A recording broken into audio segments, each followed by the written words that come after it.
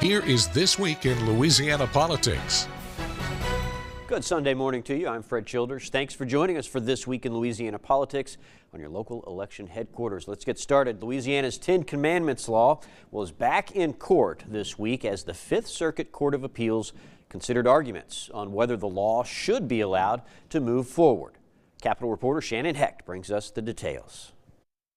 The case Darcy Rogue v. Cade Brumley involves parents from 5 different parishes who have sought to stop the law going into effect earlier this year. Schools outside of the 5 parishes have been allowed to put up the required displays while this case continues to play out. In November, the Middle District Court ruled that the law is unconstitutional as a clear violation of the First Amendment and the law being overtly religious in nature. The case was appealed up to the Fifth Circuit Court of Appeals, which is seen as one of the most conservative courts in the country. The state lawyer made points that the displays have not been allowed to go up yet, so there has not been any harm done to any students. Thus, the lawsuit was premature and should be thrown out. They also argue that how the displays will look and where they will be placed in the classroom is unknown. The law states that the commandments must be the central focus of the poster, clearly displayed, and have minimum size and font requirements. The plaintiff's lawyer argued that with the posters being mandated to be in every classroom from kindergarten onward for all 177 days of school, there is no doubt a student will notice the posters. The parents in the case say that children learning about the 10 Commandments should be left up to the parents to decide.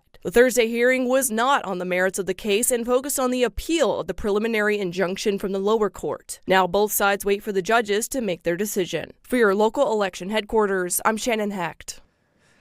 Well, early voting for a special primary election in the state is approaching. Those dates are February 1st through the 8th. Election Day is set for February 15th, and it's for state senator in the 14th District and the 23rd District. You might recall the 14th District seat was left vacant when Senator Cleo Fields was elected to Congress. Now, you can always vote on Election Day, too. That's February 15th. Again, polls open at 7 a.m. and close at 8 p.m. By the way, the newly formed city of St. George will choose some city leaders, but that Election Day is set for March 29th. State politics took a back seat to the record-setting snowstorm that hit Louisiana in this week's news cycle, but that doesn't mean elected leaders took the week off. Here's a recap of how those leaders responded. Here again, when you wake up and it's beautiful, a winter wonderland, that's great. And we want you to stay home and be safe and stay off of those roads, all the things we've been telling you.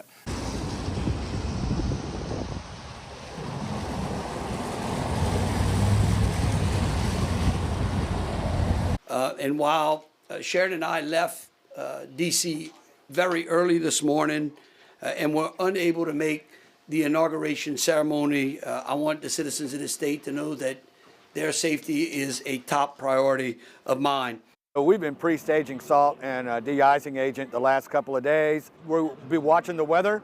We have our scouts who will be out on the roadway. We work closely with local law enforcement. Specifically, Arkansas has sent us 12 tri-axle dump trucks with 12-inch snow plows and 10 cubic yard salt spreaders and 24 drivers. What we look for is priority routes, and so we will definitely try to keep our priority routes open over anything else. Barricades are up. We're asking you not to go past those barricades. The goal today is to salt and plow and try to chip away at that ice as much as possible. Their main focus for the Baton Rouge area was to keep Florida and airline open. With a lot of the interstate elevated, it takes longer to warm up and stop refreezing. Just many of the students out here who say they've been enjoying this since the snow first fell earlier this morning, with 6 inches of predicted snow that came down. And when I talked to a couple of them, they said this is a lot better than going to school, which LSU and Southern University both closing school for today and tomorrow. Louisiana has the 4 longest bridges over water. This is not the kind of event that treats those bridges kindly.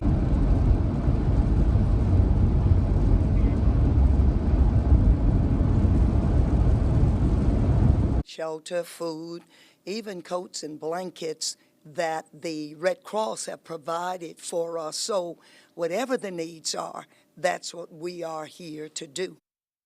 Stay safe, stay informed, and stay warm. All right, the Big Easy had a big cleanup day after this week's winter storm. New Orleans measured a record 10 inches of snow at the airport, tying a record set 130 years ago. The next highest total, only 2.7 inches. That was set back in 1963 on Christmas Day, so they had a white Christmas. Work crews had their hands full as they worked to clear all of that snow. 9 inches of snow fell across the Lafayette area this week, making it the second snowiest day on record. Lafayette also broke the all-time record low when temperatures plummeted to just 4 degrees.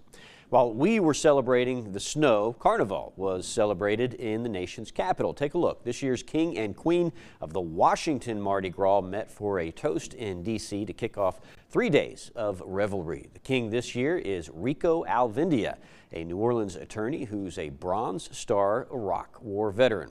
The Queen is Kendall Williams, a 2024 graduate of McGahey School. Washington Mardi Gras is a long-standing event that brings together Louisiana politics and culture. Lots of fun. This year's host, Congressman Troy Carter. Coming up, a U.S. Senator from Louisiana sounds off on President Trump's new executive orders and how they impact Louisiana specifically. Stay with us. We'll be right back.